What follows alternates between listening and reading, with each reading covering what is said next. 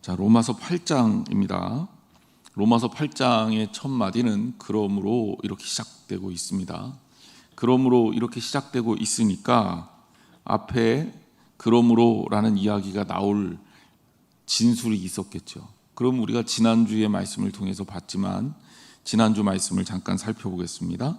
지난주 성경 말씀 그대로를 쭉 읽어보면 이런 얘기예요. 22절부터 내 속사람으로는 하나님의 법을 즐거워하되 내 지체 속에서 한 다른 법이 내 마음의 법과 싸워 내 지체 속에 있는 죄의 보로 나를 사로잡는 것을 보는도다. 오라 나는 공고한 사람이로다. 이 사망의 몸에서 누가 나를 건져내랴. 우리 주 예수 그리스도로 말미암아 하나님께 감사하리로다. 그런즉 내 자신이 마음으로는 하나님의 법을 육신으로는 죄의 법을 섬기노라. 이게 그러므로 그 다음에 나온 얘기예요. 자, 그러면 우리가 분명하게 확인할 수 있는 건 뭐냐면 우리 인간이라는 존재는 마음으로는 하나님의 법을 따르려고, 적어도 크리스찬이라면 우리 마음으로는 하나님의 법을 따르려고 하잖아요. 제가 분명히 구별을 했죠. 세상 사람들은 마음속에도 하나님의 법이 없으니까 그들은 그들 기준에 맞춰서 산단 말이에요. 근데 우리들은 어때요? 마음으로는 하나님의 법을 따르려고 해요. 그런데 육신으로는 아직도 약해서 죄의 법에 휘둘린단 말입니다. 우리는 그 상태예요. 자, 그런데 그런 우리를 하나님이 어떻게 하셨어요? 죄인이라고 여기지 아니하시고 우리를 구원해 주셨단 말이에요. 그러니 이거는 진짜 감사한 일이죠. 그래서 바울은 감사하리로되라고 언급한 겁니다. 자, 그 다음에 그러므로라는 얘기가 나오면서 무슨 얘기가 나오냐면 그리스도 예수 안에 있는 자에게는 결코 정죄함이 없나니 그랬어요. 그러므로 그리스도 예수 안에 있는 자에게는 결코 정죄함이 없다. 그러니까 결국 무슨 얘기를 하는 거냐면 우리 마음으로는 하나님의 법을 따르려고 하고 우리 육신으로는 죄의 법에 휘둘리지만 이 죄의 법에 휘둘리지 않고 예수 그리스도 안에서 건강하고 아름답게 보호를 받으며 제대로 된 신앙생활을 하고 매일매일을 살기를 원한다면 우리는 어디에 서 있어야 되냐? 이 얘기예요. 우리는 어디에 있어야 됩니까? 그리스도 예수 안에 있어야 된다는 거예요. 그리스도 예수 안에 있으면 뭐가 없어요? 결코 정죄함이 없다. 그러니 여러분 예수 그리스도 안에 있어야 된다는 거예요. 아무리 힘들고 아무리 속상해도 그리스도 예수 안에 있어야 된다는 거예요. 절대로 그리스도 예수를 놓치면 안 된다는 겁니다. 이게 전부예요. 예수님이 포도나무고 너희는 가지니라고 말했잖아요. 이게 연결된 말씀입니다. 가지는요 나무에 붙어 있어야 돼요. 아무리 뛰어나고 아무리 멋지고 아무리 훌륭해도 나무에서 떨어지는 순간에 생명력이 없어요. 그럼 열매도 맺을 수 없고 성장할 수도 없어요. 하지만 비리비리해 보여도 그리스도 예수 안에서 붙어 있는 가지는 어떻게 됩니까? 결국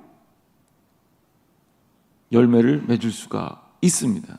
그러니까 여러분 아무리 부족해도 우리가 가장 중요하게 추구해야 될 것은 뭐다? 그리스도 예수 안에 있는 것이다. 잊지 마시기를 바랍니다. 따라합시다. 그리스도 예수 안에 있는 자가 됩시다. 자, 여러분들의 정체성은 거기에 있는 겁니다.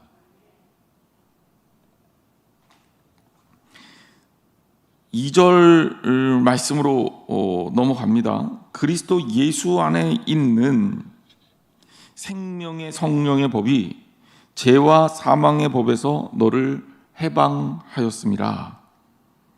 자, 이 2절 말씀이 굉장히 유명한 말씀입니다. 찬양으로도 나오고 여러분들도 외우신 분들도 많을 거예요. 굉장히 유명한 법인데 사실 그렇게 해석하기가 평이한 성경은 아니에요. 왜냐하면 그리스도 안에라는 것 강조했죠. 거기에 뭐가 있습니까? 생명의 법이 있고 성령의 법이 있어요. 이걸 해석을 잘해야 돼요. 왜냐하면 신학자들 사이에 어떤 분들은 그리스도 안에 있는 생명, 그리스도 안에 있는 이 생명을 수식한다라고 본 거예요. 근데 생명만을 수식하면 이 본문은 해석하기가 그렇게 용이하지 않습니다. 그리스도 예수 안에 있다는 것이 생명과 성령과 법, 즉 생명의 성령의 법, 제가 굳이 얘기하자면 문법적으로 그리스도 예수 안에 있는 법, 이렇게 해석해야 이 문구가 해석이 되는 거예요. 그러니까 그냥 무턱대고 외웠지만 여러분들이 확인을 해야 될 것은 그리스도 예수 안에 있는 법인데, 그렇죠? 그리스도 예수 안에 있는 법 하니까 좀 쉬워지죠. 근데 그리스도 예수 안에 있는 법은 뭐냐? 생명의 법이기도 하고 성령의 법이기도 하는 거예요. 그러니까 성령과 생명은 같은 거예요. 자, 그러면 우리를 해방시키는 건 뭐다? 그리스도 예수 안에 있는 법이다. 근데 그 그리스도 안에, 예수 안에 있는 법은 뭐예요? 생명의 법이며 성령의 법이다. 그것이 어떻게 됩니까? 죄와 사망의 법을 해방시킬 수 있는 법이다라는 겁니다. 그러니까 성령의 법은 생명의 법이며 이것은 그리스도 예수 안에서 역사하는 법이에요. 그러니까 제가 늘 얘기하지만 그리스도 예수 안에 있어야 된다는 거예요. 그래야 우리가 보호도 받고, 그래야 우리가 예수 그리스도 안에서 구원도 받아요. 제가 지난 시간에 마치 열차에 타는 것 같다 말씀드렸잖아요. 구원 열차에 타는 것 같다. 열차에 타면 가요. 그 안에서 자도 가요. 그 안에서 아무것도 안 해도 가요. 열차에 타는 것 같은 겁니다. 예수 그리스도 안에 있으면 구원받습니다. 왜냐하면 그것은 생명의 성령의 법이 지배하는 것이기 때문에 그래요. 그 안에 있으면 결코 정죄함이 없습니다. 문제는 뭐예요?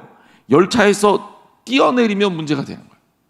내가 아무리 달리기가 빠르고, 내가 아무리 건강하고, 내가 아무리 능력이 있고, 내가 아무리 대단해도 열차 바깥으로 튀어나가면 목적지까지 못 갑니다. 하나님 나라까지 못 가요. 그리스도 안에 있어야 될 사람이 그리스도의 바깥으로 나오기만 하면 그 사람은 말라 죽을 수밖에 없어요. 가지가 나무에 붙어 있지 않으면 잘리워서 말라서 그것은 아무짝에 쓸모없어 버리워지는 것이고, 기껏 써봐야 불쏘시개밖에는 쓸 수가 없습니다. 죄와 사망의 법이라는 표현도 우리가 좀 인식해 봐야 돼요. 정리를 하자면 맨슨이라는 신학자는 이런 얘기했어요. 모세의 법은 올바르다. 그러나 힘은 없다. 율법이라는 거죠. 율법이 사람을 구원할 능력은 갖고 있지 못하다. 다만 그 안에 있는 내용은 어때요? 틀리지 않았죠. 그러니까 올바르다는 거예요.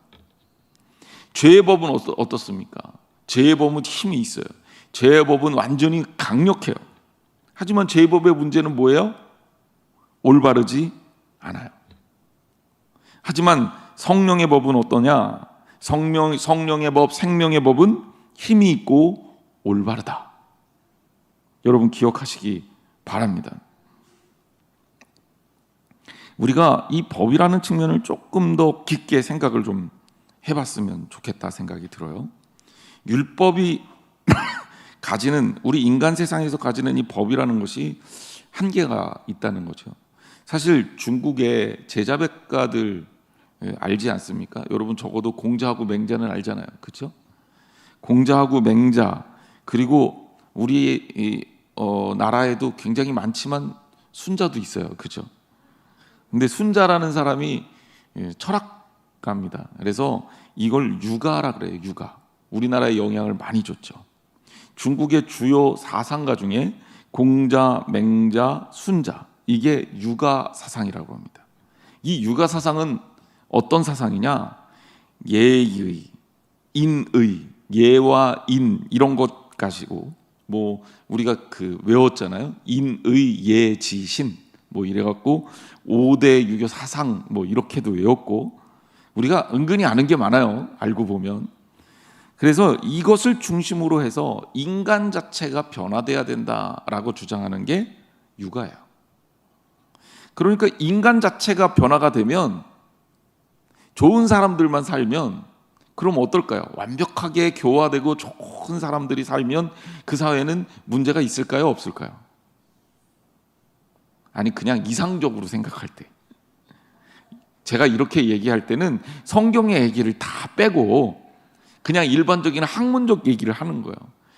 그렇죠. 그 유교가 꿈꾸는 세상이 그런 거예요. 그래서 유교 사상에 의해서 사람을 변화시키고 교화시키고 인의와 예의를 가르치고 신의를 가르치고, 그리고 그것으로 인해서 사람들이 다 그런 세상을 살면 그럼 이 세상은 문제가 없는 이상적 세계가 올 거다라고 가르쳤던 게 유교 사상이에요. 그래서 유교는요, 우리가 종교로 분류를 하지만 엄밀하게 말하면 학문적 성향이 강하죠. 왜냐하면 이렇게 배워서 좋은 사람들이 되는 게 유교의 가르침이에요. 근데 유교가 종교가 되고 유교가 이상한 샤머니즘이 된 게 우리나라에 들어와서 우리나라 토속신앙하고 만나면서 이상해졌단 말이에요. 그러니까 조상신을 숭배하기 시작하고 조상의 귀신들을 생각하기 시작하면서 이게 변질된 거지, 공자나 맹자나 순자는 그런 가르침을 강조하지 않았어요. 부모를 공경하라, 이거는 부모가 살아있을 때 잘하라는 거지, 죽은 부모를 쫓아다니면서 제사를 잘 지내라는 얘기가 아니에요. 제사의 개념도 사실은 부모의 가르침을 기억하고 마음에 새기고 부모가 생각할 때 자랑스러운 후손이 되란 얘기지, 우리 부모가 와서 먹을 거 차려놓으면 가서 먹는다는 그런 얘기가 아니라, 그러니까 유교를 오해를 해도 너무 많이 오해하고 변질시키니까 이 좋은 사상이 완전히 다 망가져 버린 거예요. 자, 그런데 여기선 제일 중요한 게 뭘까요? 그러니까 사람이에요, 사람. 육아 사상에서는 사람이 제일 중요해요. 그러니까 맹자는 뭘 주장했어요? 성선설을 주장했어요. 사람이 태어날 때부터 선하니까, 그러면서 자라면서 때를 묻히니까 맹자의 가르침은 뭐가 있겠어요? 때를 어떻게든지 안 묻히는 게 중요한 거예요. 그런데 순자는 그렇게 생각 안 했어요. 사람은 태어날 때부터 악하고 그래서 자꾸 가르쳐서 선하게 만들어야 된다고 얘기를 했어요. 자기들끼리도 그렇게 논쟁을 했습니다. 근데 중국 사상에 유가만 있냐? 유가 말고 도가도 있습니다. 도가. 우리가 얘기하는 도교 사상을 창시한 분들이죠. 이 도가에는 노자와 장자라는 사람들이 있었습니다. 그런데 이 노자와 장자는 뭐냐면 자연이 흐르는 대로 그냥 두라는 거예요. 그냥 자연스러운 게 가장 좋은 거라는 거예요. 자연의 질서에 따르고 자연의 질서에 순응하라는 거죠. 그래서 도가에서 얘기하는 게 무의 자연설입니다. 그리고 여기에서는 무슨 얘기를 하냐면, 제가 이제 법 얘기를 하다가 지금 요 법에 대한 이해를 하기 위해서 지금 여기까지 왔어요. 어쨌든 나온 김에 이런 거 여러분들한테 가르칠 수 있는 기회가 많지는 않으니까 잘 들어두세요. 그러면 도움이 그래도 될 겁니다. 자, 그런데 이 노자와 장자가 싫어했던 건 뭐냐면 법이라는 이름으로 사람들을 너무 구속하는 게 싫은 거예요. 자, 생각해 보세요. 법은 인위적인 거예요. 그래서 사람들을 금지시켜요. 요즘에 운전하는 사람들이 제일 스트레스 받는 게 제한 속도를 낮춘 거잖아요. 30km, 50km. 그래 도심에서 50km를 달려야 되는 거예요. 50km. 50km는 차가 없을 때야 50km 뭐 괜찮지만 차가 있을 때, 차가 없을 때 50km 달리려면 답답해서 아주 힘들거든요. 그리고 그것 때문에 차량 흐름이 방해된다. 왜 도대체 50km로 하냐? 이러면서 이제 이건 논쟁이 계속되고 있어요. 왜냐하면 속도를 떨어뜨려 놨더니 지금 사고율은 줄었다. 이게 이제 정부 측의 입장인 겁니다. 법이라는 게 그런 거예요. 모든 사람을 만족시키는 법은 없어요. 룰을 정해놓으면 모든 사람이 따라야 되잖아요. 근데 그거 따르기가 너무 어려운 거예요. 학교 다닐 때 그런 생각 한 번도 안 해보셨어요? 저는 아침에 선생님이 9시부터 수업을 시작한다고 8시 반까지 오라 그러는데 도대체 왜 8시 반까지 가야 되는지 어렸을 때 이해가 안 갔어요. 그리고 그냥 9시까지 가면 되지 않을까? 1교시 시작할 때까지? 그리고 공부는 꼭 학교에서 해야 되는 걸까? 선생님이 가르치는 거 나 혼자도 할 수 있는데? 하여튼간 그런 학생들만 있으면 학교가 안 되겠죠. 근데 법이라는 건 그런 거예요. 저같이 불만이 있어도 따라줘야 되는 거죠. 이게 법이에요. 그러니까 노자나 장자 입장에서는 왜 법대로 인위적으로 없는 법을 만들어서 너희들이 우리를 통치하려고 그러는데 그냥 우리는 자연스럽게 만물의 흐름에 몸을 맡기며 살겠다.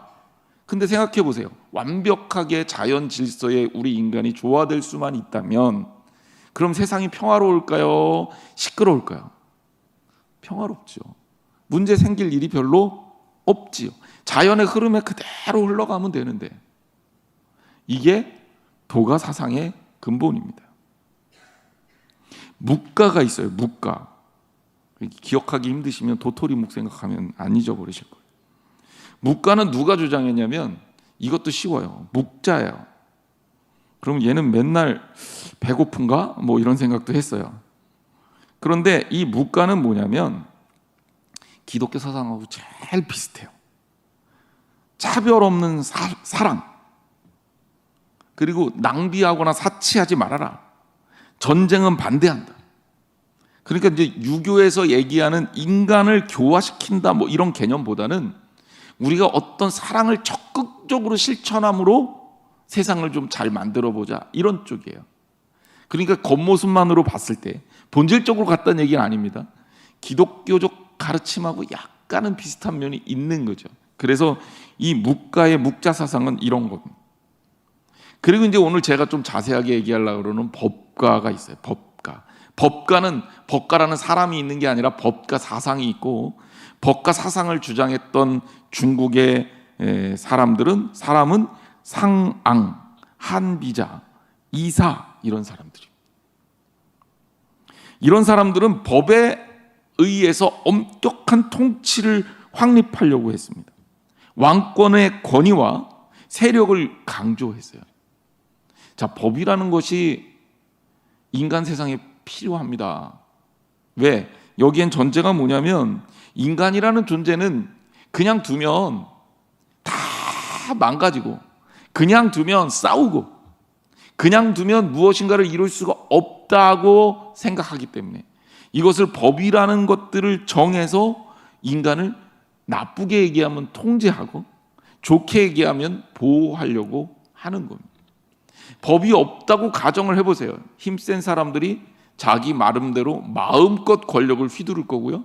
우리 밤에도 편하게 잠 못 자요. 무슨 일이 어떻게 생길지 어떻게 알아요? 그래서 이 통치의 기본으로 법을 갖고 나온 거예요. 그래서 세상은 그냥 인간을 교화시키는 것만으로 안 된다. 세상은 자연으로 다 간다고 순위에 따르겠다, 이것도 안 된다. 세상은 아무리 사랑을 얘기해도 안 하려는 사람이 있기 때문에 안 된다. 세상은 기본적으로 법을 만들어 놓고 이 법을 따르게 해야 된다. 자, 그런데 물론 일견 일리가 있죠. 하지만 예를 들어 봅시다. 법이 문제가 없냐? 첫 번째, 악법도 있어요. 악법도 있어요. 최근에 문제가 되고 있는 아프가니스탄의 그 탈레반이 사실은 이슬람교의 율법을 극단적으로 해석하기 때문에 문제가 되는 거거든요. 이슬람교의 율법을 그 법대로라는 이름으로 사람들을 구속하고 탄압하기 때문에 문제가 되는 거잖아요. 이 법이라는 게 한번 잘못 정해지면 정말 너무너무 어렵고 힘든 거예요. 그래서 이 법이 이게 쉬운 것 같아도 굉장히 쉽지 않습니다. 그래서 법을 잘 지키는 게 굉장히 중요하지만 한편으로는 이 법이 악법이 되거나 문제가 생기면 이 법이 오히려 인간을 괴롭히는 수단이 된다는 거죠. 그래서 왕이 통치하는 우리 군주제에 있을 때는 왕의 말이 곧 법안이에요.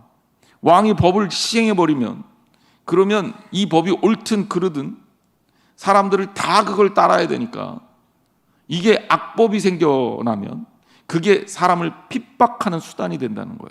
이 법치라는 게 그렇기 때문에 좋은 것 같으면서도 한편으로 굉장히 위험한 겁니다. 또 법을 그냥 무지막지하게 적용하기가 어려워요. 그러니까 이 법을 한번 정해놓으면 이 법을 가지고 사람들을 괴롭히고 또 그 법을 어떻게 해석하느냐에 따라서 법도 가진 자의 편이 될 수가 있는 거죠. 인류의 역사는 그렇게 진행이 되어 왔습니다. 그리고 오늘날 우리 사회를 보면 법이 없는 사회는 거의 없어요. 어찌됐건 나라가 있으면 법을 만들고 그 법에 의해서 통치를 하게 됩니다. 그만큼 중요하죠. 그런데 그만큼 옳은 법이라는 것, 법을 잘 만든다는 것은, 그리고 법을 어떻게 대하냐, 국민들의 법에 대한 의식 자체는 굉장히 그런 의미에서 중요합니다. 사실 법으로 합시다, 이 말은 좋은 말이 아니에요. 최소한도의 규정이고 이 어떤 우리가 어떤 우리 사회를 유지하는 그냥 정말 마지막 보루 아닙니까? 그게 법이란 말이에요. 그런데 법 만능주의 시대가 되면 우리는 절대 편한 세상을 살 수가 없습니다. 자, 이 모세의 율법도 사실 예수님 당시에 와서 이런 법이 돼버린 거예요. 이 율법이 잘못됐다기보다는 율법을 주신 하나님의 마음과 그 율법에 대한 어떤 하나님께서 인간에게 주심으로 인해서 인간을 보호하려고 하고 하나님의 백성들을 하나님 말씀 안에서 세워나가려고 했지만 결국 인간들이 이 법을 집행하면서 이 법의 본질을 훼손시켜버리고 말았어요. 그러니까 모세의 법이 올바르지만 이 법은 구원할 수 있는 법이 되지 못하는 거죠. 그래서 바울의 진술 중에 율법이 부정적으로 나갑니다. 사실 율법이 부정적이진 않죠. 하지만 율법을 부정적으로 설명할 수밖에 없는 이유는 그 법 속에 인간의 죄성이 녹아있기 때문에 그렇습니다. 율법 그 자체는 선하고 의롭고 거룩할지라도 죄가 그 율법을 가지고 성도를 정죄해요. 율법은 죄와 사망이 인간 가운데 역사할 수 있는 빌미를 제공해 주기도 했습니다. 왜? 죽은 법이 되어버렸기 때문에 그래요.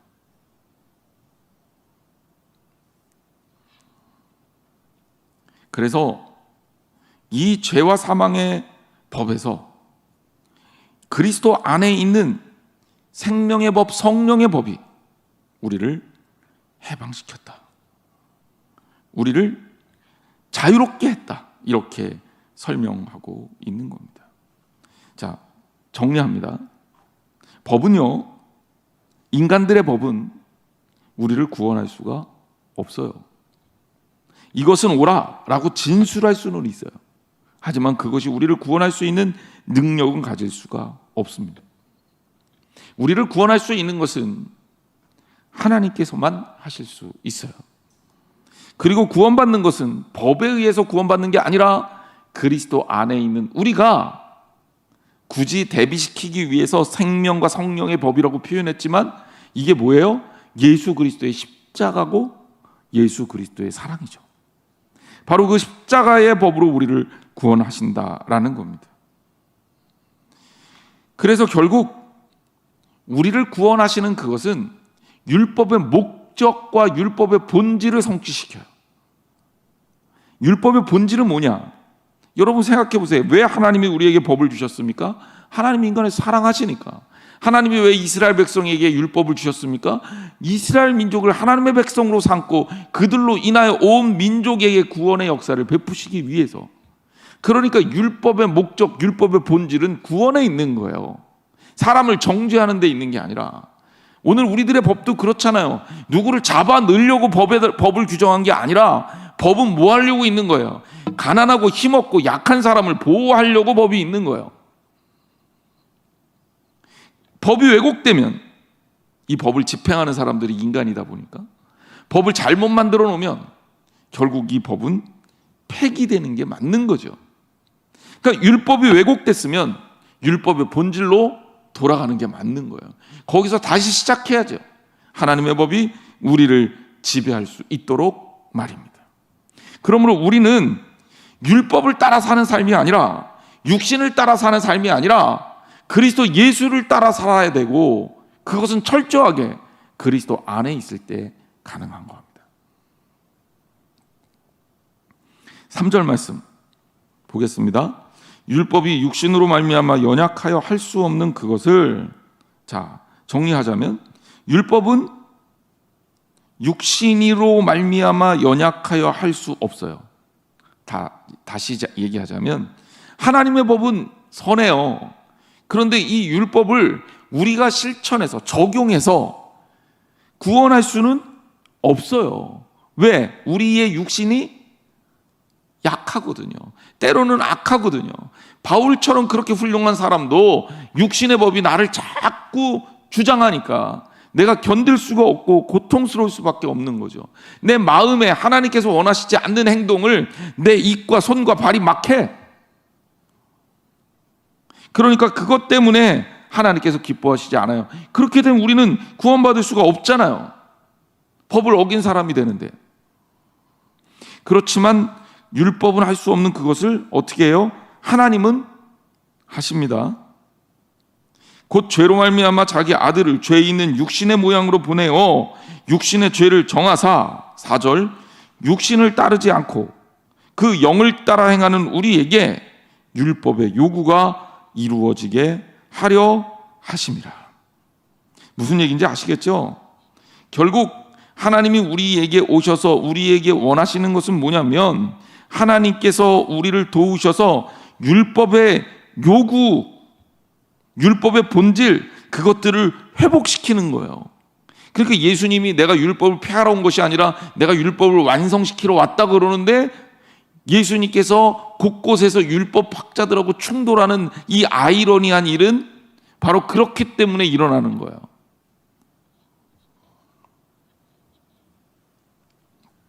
그리고 그것 속에 뭐가 있다? 하나님께서 사랑하셔서 보내신 예수 그리스도의 십자가가 중심에 있는 겁니다. 그러므로 우리는 끊임없이 하나님께서 우리에게 주시는 그 은혜의 자리에 서야 합니다. 5절과 6절 말씀 같이 보겠습니다. 우리 같이 한번 읽어볼까요? 시작. 육신을 따르는 자는 육신의 일을, 영을 따르는 자는 영의 일을 생각하나니 육신의 생각은 사망이요 영의 생각은 생명과 평안이니라. 아멘.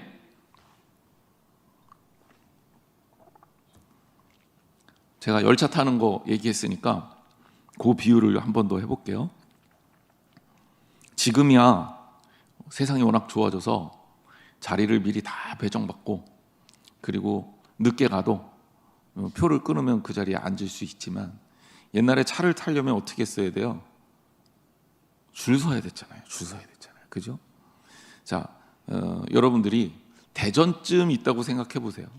대전에 있는 기차역에 있어요. 그런데 줄을 섰는데 한쪽 줄은 서울로 가는 열차의 줄이에요. 한쪽 줄은 부산으로 가는 열차의 줄이에요. 그리고 우리는 대전에 있습니다. 부산으로 가는 열차의 줄을 선 사람, 머릿속에 무슨 생각할까요? 부산 생각하겠죠. 부산에 가는 열차 티켓을 끊고 부산에 가는 열차에 줄을 서놓고 서울 생각을 하지는 않을 거예요. 내가 부산에 가서 뭐 하리라, 누구 만나리라, 어떻게 지내리라, 이런 고민할 거란 말이에요. 자, 서울에 있는 열차에 티켓을 끊고 그리고 그 줄을 선 사람, 무슨 생각할까요? 서울 생각하겠죠. 당연합니다. 서울에서 해야 될 일들을 생각할 겁니다. 그 원리랑 유사해요. 우리가 똑같이 이 땅에 살아요. 그런데 성경은 우리를 나눕니다. 육신을 따르는 자가 있고 영을 따르는 자가 있다는 거예요. 자, 육신을 따르는 사람은 무슨 생각할까요? 그렇죠. 육신의 생각을 할 거예요. 이 세상이 지배하는 법의 생각들을 할 거예요. 그렇게 되지 않겠습니까? 이 땅을 살면서, 똑같이 살면서 무슨 생각을 할까요? 이 땅에서 사는데, 아우, 땅값이 왜 올랐나, 왜 떨어졌냐, 나는 어떻게 살아야 되냐, 누구누구는 어떻게 해야 돈을 벌까, 뭐 별 생각 다 할 거예요. 이 세상의 법을 생각할 거란 말이에요. 그런데 육신의 영을 따르는, 아니 영의 일을 생각하고 영을 따르는 사람은 무슨 생각을 해야 될까요? 하나님 나라를 생각해야 되겠죠. 그리고 하나님께서 원하시는 게 뭘까? 내가 지금 오늘 어떻게 살아야 될까?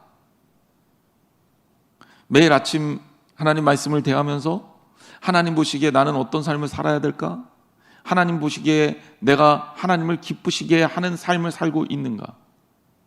오늘도 우리가 새벽에 다윗이 고백한 시편 39편의 말씀을 봤는데, 시편 39편의 말씀을 읽으면서 다윗은 인생을 왜 그렇게 그림자와 같다고 고백을 했을까? 그리고 다윗이 하나님 앞에 매달리는 그 마음은 어떤 마음일까? 나는 하나님 나라를 바라면서 이 땅을 어떻게 살아야 될까? 똑같은 세상을 보는데 영을 따르는 사람하고 세상을 따르는 사람하고 육신을 따르는 사람하고 이 세상을 해석하는 방법이 완전히 다르다고요. 심리학에서 칵테일 이펙트라는 효과가 있어요. 칵테일 이펙트. 그게 뭐냐면, 우리는 조금 익숙하진 않지만 미국에 가면 파티를 할 때 칵테일 파티를 합니다.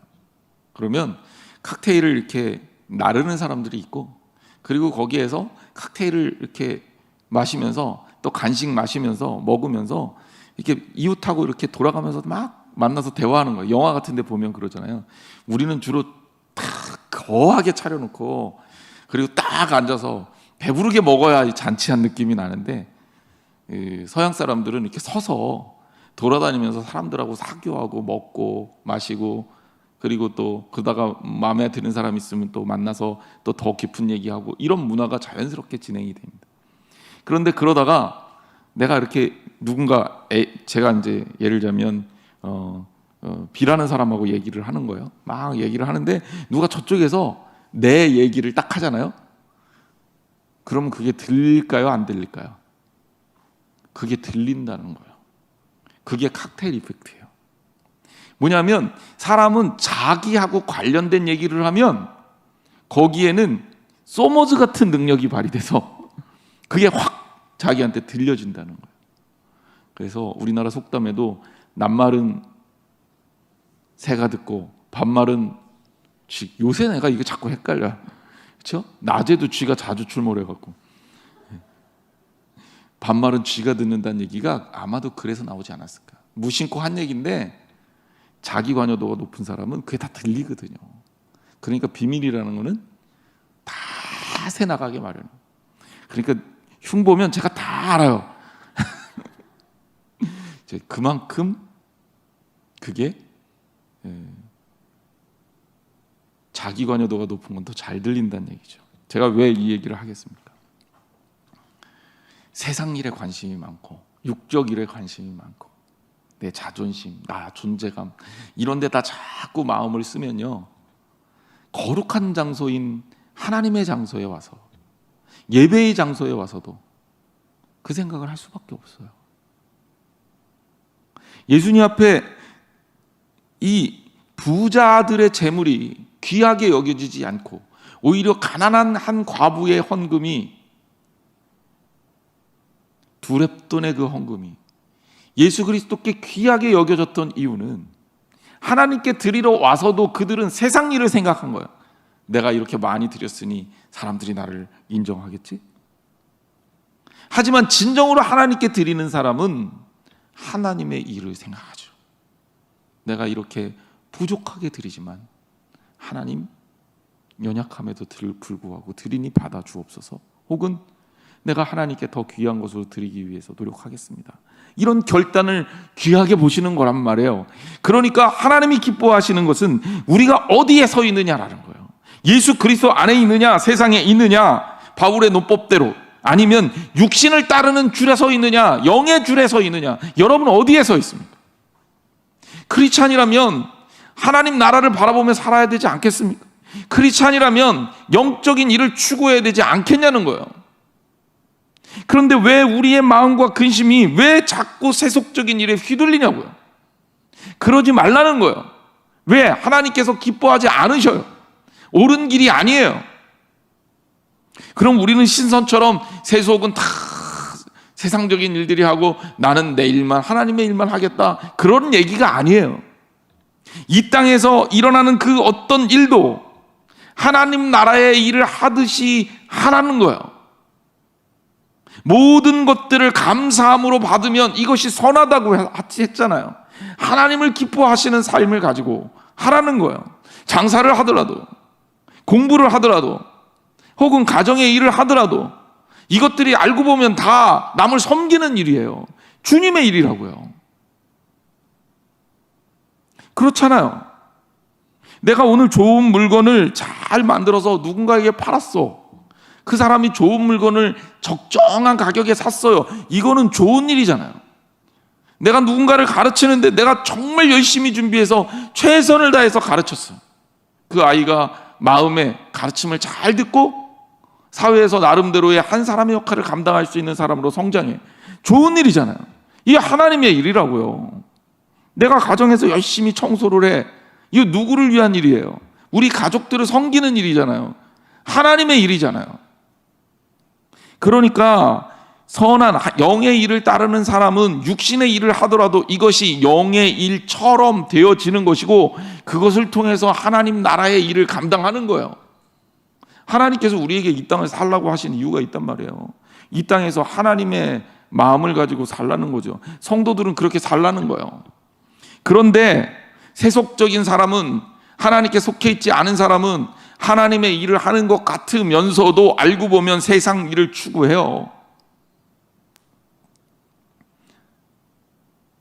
장사가 잘 되기 위해서 교회에 나온 사람 있어요. 근데 저는 그렇게라도 나오는 게 낫다고 생각해요. 처음부터 그렇게 시작하는 거지 뭐. 선거철만 되면 교회 나오는 정치인들도 있어요. 되게 신앙생활 잘할 것 같이. 옛날에 저 부목사로 있던 교회 사이즈가 좀 있으니까 선거철에 오는 사람들이 있어요. 제일 앞에 앉아서 말씀 열심히 듣습니다. 떨어지고 나니까 한 번도 못 봤어요. 그건 뭡니까? 하나님의 전에 나와서 영적 일을 추구하는 것 같지만 관심은 어디에 있는 거예요? 그건 세상에 줄 선 사람이에요. 육신의 일을 따르는 사람이죠. 이상한 사람이 되는 거예요, 여러분. 부산으로 가는 줄에 서서 서울 생각하는 거 이상하잖아요.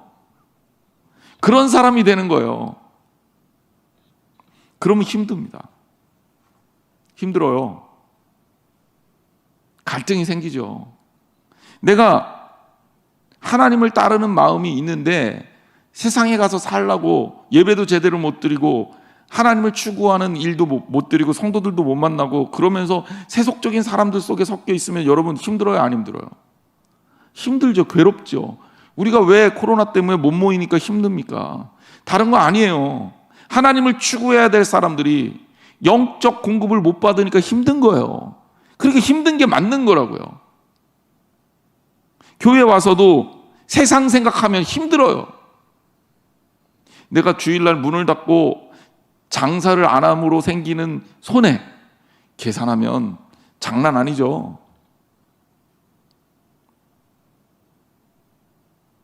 그런데 교회 와 있는 마음이 편하겠어요? 믿음이 없다면? 믿음이 없다면 그게 너무 힘든 거예요. 그러니까 신앙생활이 왜 힘드냐? 하나님을 온전하게 따르지 못하니까 힘든 거고요. 그러니까 우리가 이 땅에서 살면서 주님께 맡긴다는 얘기는 뭐냐면, 여러분 우리의 삶과 죽음의 일도 하나님께 다 맡기면 심지어 우리가 어떤 일을 당해도 평안할 수 있잖아요. 그게 신앙인이잖아요.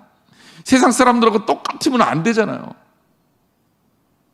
믿고 신뢰하고 따라주고 이해하고 품어주고, 이게 신앙인이잖아요. 용서하고 더 아끼고 더 잘하려고 애쓰고 누가 부족하면 내가 더 열심히 해서 그 사람의 자리를 채워주고, 이게 신앙인이잖아요.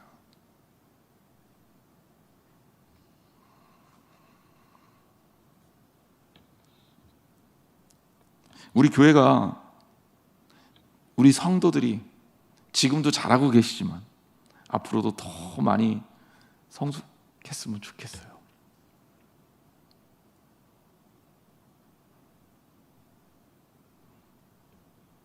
마음 아픈 일이 있어도 우리가 진짜 평안할 수 있거든요. 더 커다란 일이 있어도 우리가 진짜 평안할 수 있거든요. 하나님 우리와 함께 하시면 말이에요. 그래서 바울의 이 5절과 6절 말씀을 여러분 꼭 기억하세요. 육신을 따르는 자는 육신의 일을, 영을 따르는 자는 영의 일을 생각하게 돼요. 그러면 역으로 얘기해서 나는 무슨 생각을 하면서 사냐를 보면 내가 어디를 추구하고 있는지를 알 수가 있잖아요. 그럼 결국 어떻게 됩니까? 육신의 생각은 뭐예요? 사망이고 영의 생각은 생명과 평안입니다. 자, 마지막 결과를 놓고 우리가 결론적으로 생각을 해봅시다. 생명과 평안을 추구하겠습니까? 사망을 추구하겠습니까?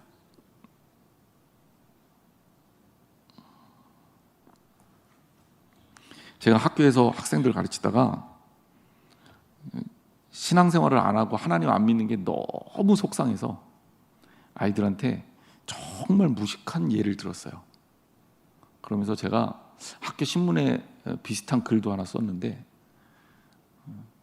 못 믿겠으면 도박이라도 해라 니네들. 그 말이 좀 목사가 쓰는 언어로는 적합하지 않잖아요. 그런데 이제 그런 거죠. 말로는 그런 거예요. 논리적으로 잘 따져보자고요. A라는 기계가 있고 B라는 기계가 있어요. A라는 기계는 얘가 뭐가 나올지 안 나올지는 몰라. 근데 여기는 틀림없이 누군가가 그러는데 여기다가 돈을 넣으면 그러면 대박이 난대. B라는 기계가 있어요. 근데 이 기계는 돈을 아무리 넣어도 다 꽝이야. 그럼 여러분 A라는 기계에다 돈을 넣겠습니까? B라는 기계에 돈을 넣겠습니까? 바보가 아닌 이상 그래도 뭔가 대박이 안 되니까 A라는 기계에다 돈을 넣어야 될 거 아니냐는 거죠. 그러면서 제가 학생들한테 그랬어요. 여러분 우리 100년 지나면 다 어디가 있을까요? 그러니까 학생들도 다 20살 넘었으니까 120년 살 자신은 없는 것 같더라고. 다 죽겠죠. 자, 죽으면 어떻게 될까요? 애들이 대답을 못해요. 그래요. 세상 사람들의 논리는 죽음 이후는 생각이 없어요. 끝나죠. 뭐 아무것도 아닙니다. 죽음은 꽝이에요. 저도 어렸을 때 뽑기 진짜 많이 했거든요. 그거 하면 안 되는데 그 유혹을 견디지 못해서. 그리고 꽝이 나오면 다음번에는 꼭 꽝이 나왔으니까 뭔가 나올 것 같아. 근데 통계를 배워보니까 절대 그게 아니더라고요. 그런데 여러분, A라는 사람이 누군가가 나한테 얘기하는데 죽음 이후에 천국이라는 곳이 있대. 그냥 우리는 다 죽는 걸로 정해져 있는데 그게 아니라는 얘기가 있더라고. 그러면 그냥 어차피 다 죽을 거라고 전제하고 난 다음에 요만큼이라도 희망이 있는 쪽에 뭔가 걸어봐야 되지 않겠냐. 천국에 가면 소위 말해서 대박이라는데, 영원히 산다는데, 죽음의 문제가 없다는데, 고통도 없다는데, 평안만 있다는데, 그러면 정 교회 다니면서 예수 믿기 힘들겠거들랑, 아 그래 혹시 모르니까 보험이라도 들자 그러고 교회에 이번 주부터 나가라고. 제가 오죽 답답했으면 그랬겠어요. 논리적으로 따져봐도 신앙생활을 하는 게 안 하는 것보다 맞는 거예요. 논리적으로 따져봐도, 이성적으로 계산해봐도 예수님 믿는 편이 안 믿는 편보다 훨씬 더 나은 거예요. 아, 교회 가면 헌금해야 되잖아요. 여러분 헌금 안 해도 되니까 교회 오세요. 전도하세요. 헌금 안 해도 돼요. 예수님 믿는데 믿음이 생기면 자연스럽게 마음으로 하는 거고, 못 믿겠는데 어쩔 수 없이 끌려온 거면 안 해도 돼요. 헌금 안 한다고 제가 구박하지 않아요. 하나님 사랑하는 마음이 생기면 영의 것들을 추구하면 됩니다. 영의 것들을 추구하고 그쪽을 따라서 살면 생명과 평안이 주어집니다. 이게 성도의 삶이에요. 여러분, 세상 것 때문에, 세상 일 때문에 너무 힘들어하지 마세요. 하나님 붙들고 이깁시다. 주님이 우리 편이잖아요. 우리 주님이 우리 하나님이잖아요. 우리 하나님이 나를 붙들고 계시잖아요. 나만 안 도망가면 돼. 열차에서 뛰어내리지만 마세요. 나는 삐졌으니까 교회 안 나갈래. 그러지만 마세요. 삐져도 속상해도 그래도 주님 바짓가랑이라도 붙들고 있어야 돼요. 자리를 지키셔야 돼요. 주님 안에 있어야 돼요. 그러면 삽니다. 기도하겠습니다. 하나님 감사합니다. 우리가 하나님 전에 산다는 것, 하나님을 추구한다는 것, 그것이 얼마나 귀한 축복인지 다시 한번 말씀을 통해서 깨닫습니다. 영의 일을 생각하고 영의 것을 추구하며 하나님의 것을 따르는 저희들 되게 하여 주옵소서. 세상을 바라볼 때도 하나님의 마음으로 세상을 바라보게 하여 주옵소서.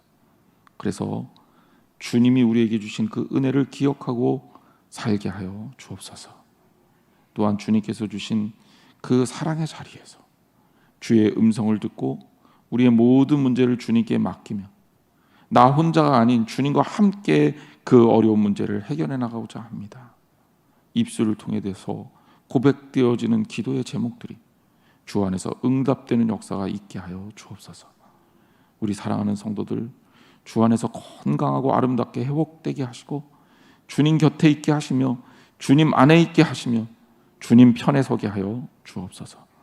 아직도 경계선에서 세상의 한쪽 다리를 걸치고 있는 수많은 크리스찬들도 있습니다. 교회 안으로 예수님 안으로 들어오는 역사가 있게 하여 주옵소서.